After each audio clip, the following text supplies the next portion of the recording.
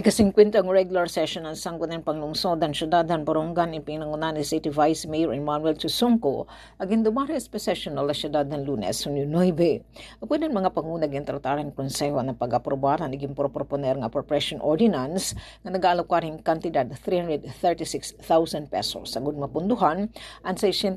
ang counterpart at lokal nga pamunuan na pag-bayad wages at 46 nga benepisyaryo hailaraman ng special program for the employment of students space para tuig 2026.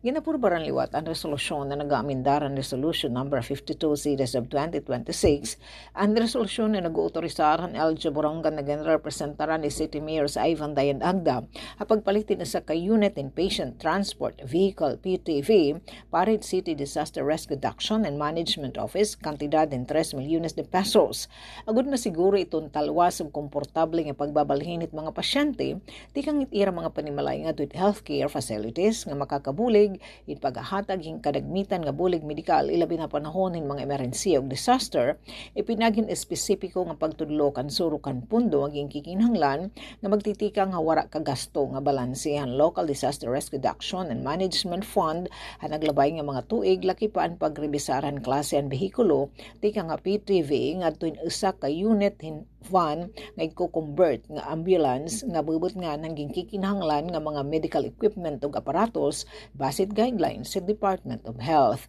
Something again refer Committee on Education and request ang buhatan ng City Chief Executive nga taga ni otoridad ang LG Borongan nga sumulading kasabutan ay Eastern Samar State University para mag-establisar ang kolaborasyon ug partnership at pagsuporta at sustainable implementasyon at Doctor of Medicine at Universidad. Para sa bagong Pilipinas, Sok Aberia, Radyo Pilipinas, Radyo Publiko, Borongan.